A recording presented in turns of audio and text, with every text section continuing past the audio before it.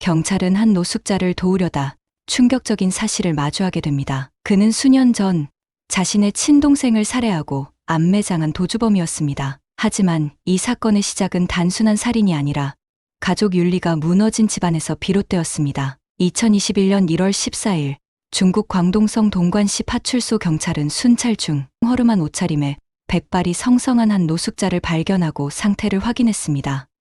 그는 자신이 집에 돌아가고 싶다고 했지만 신분증을 잃어버렸고 주민등록번호도 기억나지 않는다고 말했습니다. 자신을 양고얼이라 소개했지만 경찰 조회에는 해당 인물이 존재하지 않았습니다. 의심을 품은 경찰은 사랑의 귀가라는 단체와 협조해 그의 고향 주소를 확보했고 부이저우성 퉁런의 한 오래된 마을이었습니다. 경찰은 마을 이장과 접촉해 그가 사실 양신거라는 이름의 살인범이라는 사실을 확인했습니다. 그는 수년 전 자신의 동생이 아내와 불륜을 저지르고 임신까지 시킨 뒤 아내에게 이혼을 강요하고 자신과 결혼하자고 하자 분노한 끝에 동생을 살해하고 산에 몰래 묻었습니다. 이 사건은 2003년 갑자기 생긴 수상한 무덤으로 인해 신고되며 세상에 드러났습니다. 경찰은 양신거를 체포하고 그가 소지한 13만 5천 위안의 현금을 확인했습니다. 도피 기간 동안 폐지 수집과 막노동으로 모은 돈이었고 그는 이 돈을 두 아들에게 남기고 싶다고 했습니다.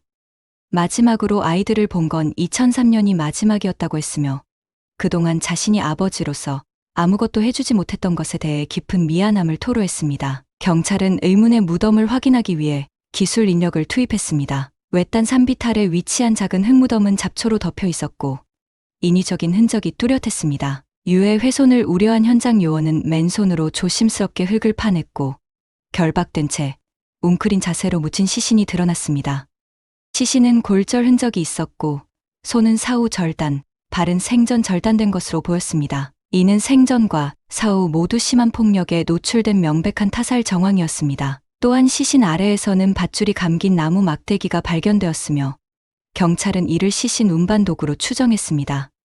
범인은 시신을 막대기에 묶어 다른 사람과 함께 옮긴 것으로 보였습니다. 머리 부위 골절 흔적은 직접적인 치명상은 아니었으나 과다출혈로 인한 쇼크사가 사망 원인으로 분석되었습니다. 경찰은 이곳이 범행 현장이 아닌 매장지임을 확인하고 시신의 신원을 밝히기 위해 대대적인 탐문 수사를 벌였습니다.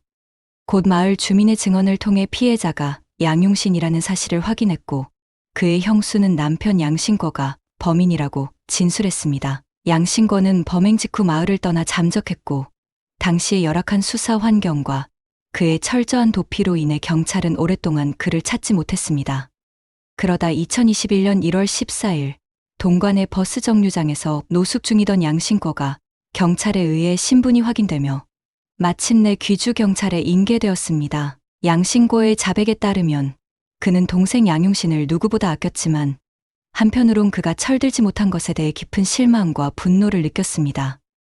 양씨 집안은 세 형제가 있었고 부모는 일찍 세상을 떠났습니다. 특히 막내인 양용신은 부모의 사랑을 거의 받지 못하고 자라 형들이 미안한 마음에 더욱 관대하게 대해왔습니다. 분가 후에도 양신거는 동생을 자신의 집에 함께 살게 하며 돌봐왔습니다. 하지만 형들의 과보호는 오히려 양용신을 제멋대로 구는 사람으로 만들었습니다. 그는 원하면 형들에게 요구했고 뜻대로 되지 않으면 가족을 시끄럽게 만들었습니다. 다리가 불편하고 성격이 거칠며 생계 능력도 없는 그는 형들이 중매를 시도해도 마을의 누구도 그와 결혼하려 하지 않았습니다. 삶이 불공평하다고 느낀 양용신은 형들에게 돈을 요구하며 결혼을 강요했고 두 형은 그의 미래를 위해 외지에 나가 돈을 벌기로 했습니다. 그러나 그 사이 믿기 힘든 일이 벌어졌습니다. 어느 날 양용신은 집을 비운 양신거의 아내를 강제로 범했습니다. 형수는 도끼로 협박당해 저항을 멈췄고 큰형의 아내는 이 사실을 남편에게 알렸습니다. 큰형은 동생을 꾸짖었지만 양용신은 멈추지 않았고 형수가 집을 떠나 숨어 지내자 큰형 댁을 찾아 행패를 부리고 심지어 광저우까지 찾아가 큰형에게 형수를 찾아오라며 위협했습니다.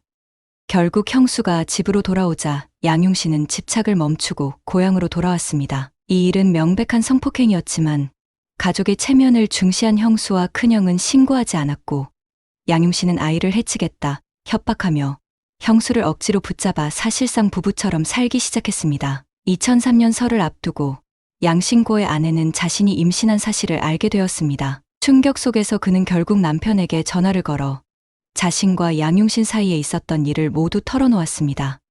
양신권은 처음엔 분노를 금치 못했지만 상대가 다름 아닌 자신의 친동생이라는 사실에 더욱 혼란스러웠습니다. 깊은 고민 끝에 양신권은 아내에게 아이를 낳으라고 했고 그는 더 열심히 돈을 벌어 이 집과 아이를 책임지겠다고 다짐했습니다. 아내 또한 집안의 수치를 외부에 알릴 수 없다는 생각에 묵묵히 아이를 낳기로 했습니다. 양신권은 이 결정이 가족을 안정시킬 줄 알았지만 결과는 정반대였습니다. 양용신은 감사는커녕 아내를 마치 자신의 아내인 양 함부로 부렸고 집안일과 심부름을 당연하다는 듯 시켰습니다. 이런 모습을 지켜보며 양신권은 분노를 억누를 수 없었고 자신이 내린 결정이 얼마나 어리석었는지 절실히 깨달았습니다. 양용신은 점점 더 뻔뻔해졌고 심지어 아내와의 결혼을 요구하기까지 했습니다. 그해 설 연휴 양신권은 고향으로 돌아와 동생과 이 문제를 정리하고자 대화를 시도했습니다. 그러나 대화는 곧 갈등으로 번졌고 양용신은 집 안으로 들어가 칼을 들고 나와 널 죽여버리겠다고 위협했습니다. 양신권은 피하려다 귀를 크게 베었고 병원에서 24바늘을 꿰매는 큰 상처를 입었습니다. 그 후에도 양용신은 형을 향한 적개심을 숨기지 않았고 너와 내 자식을 죽이겠다는 말을 아무렇지 않게 내뱉었습니다. 그의 존재는 가족 모두에게 끊임없는 공포와 고통의 원인이 되었고 양신권의 집에는 단 하루도 평온한 날이 없었습니다. 양신권은 오랜 타지 생활로 인해 아내와 아이에게 소홀했던 것을 미안하게 여겨 설 연휴 이후 정월 말까지는 집에 머물 계획이었습니다. 그러나 이를 본 양용신은 형이 일을 나가지 않고 집에 머무는 것을 불편하게 느끼며 불만을 품기 시작했습니다. 2003년 2월 23일 양용신은 도끼를 가져와 부엌 벽 옆에 세워두고 형수를 불러내어 잠자리를 하자고 협박했고 거절하면 형을 죽이겠다고 위협했습니다. 이어 형인 양신권까지 부른 그는 도끼를 집어들고 공격했습니다.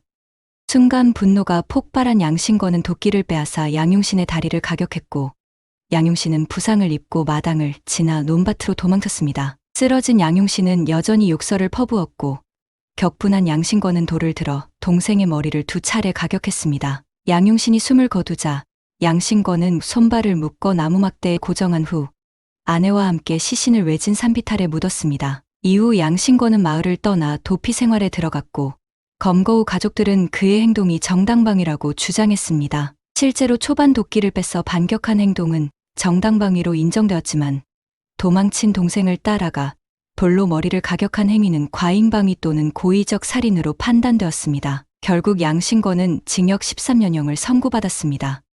정당방위와 살인의 경계는 때로 매우 모호합니다. 그러나 오랜 침묵과 인내로 쌓인 분노가 터지는 순간 법도 윤리도 모두 무력해졌습니다. 오늘의 이야기는 여기까지입니다. 구독, 좋아요, 알림 설정 부탁드립니다. 감사합니다.